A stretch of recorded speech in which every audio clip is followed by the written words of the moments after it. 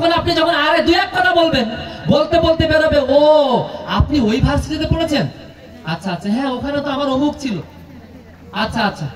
এইবার তখন আস্তে আস্তে আপনি তার পরিচয় পাবেন। কিন্তু আপনি যদি দূর থেকে দেখেই মনে করেন এই লোক, ও বোঝা হয়ে গেছে, তা ও যেমন বোঝা হয়ে গেছে আপনার বুঝ অনুযায়ী, ঠিক ওরকম আপনি যদি দূর থেকে আমার দয়ালকে দেখে মনে করেন ওই অনুকূল ঠাকুর, ওই যে সাদা গায়ে বসে রয়েছে খালি গায়ে, আবার গলায় পয়তা, ও তো মানুষ। তো ওই দূর থেকে আপনি যখন দেখবেন ওরকমই দেখবেন। কেননা ওই দূর থেকে দেখেছিল কয়েকটা বালক, দূর থেকে দেখে আমার রামকৃষ্ণ পরমহংসদেবকে গিয়ে বলল কি, ও ঠাকুর তোমাকে মানুষ সাধে মূর্খ বলে, তোমাকে মানুষ সাধে মূর্খ বলে, হ্যাঁ তুমি পাগল ঠাকুর পাগল ঠাকুর বলে, তোমাকে কেন বলে জানো? বলে কেন রে, কি করলাম আমি?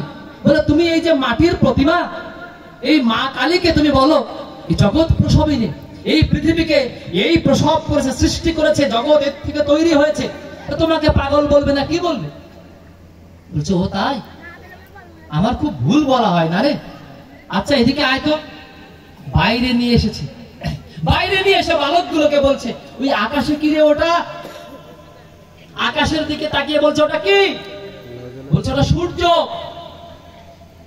বালকগুলো বলছে ওটা সূর্য। বলছে তাই, ওটা কত বড় রে? বলে ঠাকুর ওটা অনেক বড়। বলছে কত বড়? বলে পৃথিবীর চেয়ে 13 লক্ষ গুণ বড়। তাই পৃথিবীর চেয়ে 13 লক্ষ গুণ বড়? কি বলিস? আরে আমি তো দেখি এটা ফুটবলের মতো, আমি তো দেখতে পাচ্ছি এটা ফুটবল, তুই কি বলিস ওটা পৃথিবীর চেয়ে 13 লক্ষ গুণ বড়? বলে হ্যাঁ ঠাকুর ওটা পৃথিবীর চেয়ে 13 লক্ষ গুণ বড়। বলে তাহলে ফুটবল দেখাচ্ছে কেন? বলে ঠাকুর আমরা ওই সূর্য থেকে অনেক দূরে আছি, আর তাই তাই ওই সূর্যকে আমাদের কাছে ছোট্ট মনে হয়। ঠাকুর বললেন তোরাও শালা আমার মার থেকে অনেক দূরে আছিস, তাই আমার মাকে শুধু মাটির প্রতিমা মনে করিস। নতুবা যদি কাছে গিয়ে দেখতিস আমার মা কি, তবে বুঝতিস এই মাই জগৎ প্রসবিনী। যারা আমার ঠাকুর থেকে দৌড়িয়ে দূরে দূরে সরে এসে ঠাকুরকে বিচার করতে চান, তারা ঠাকুর কিনা বুঝবেন না। একবার একবার অনুরোধ করছি তার কাছে এসে দেখুন, তাকে জানুন, বুঝুন, শুনুন, মানুন, তারপর বলবেন তিনি কি। আপনার নিজের জীবনে তাকে পরিপালন করে দেখুন।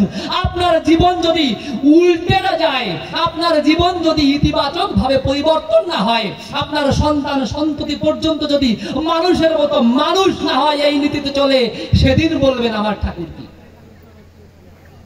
জ্যান্ত কলকি, বইয়ের কলকি নয়, বাস্তবতায় আপনার জীবনে ফলপ্রসূ হয়ে আপনাকে আপনার দর্শনে প্রমাণ করে দেবে আমি কে। আপনার বই খাতা কলম খুঁজে প্রয়োজন হবে না তাকে বোঝার।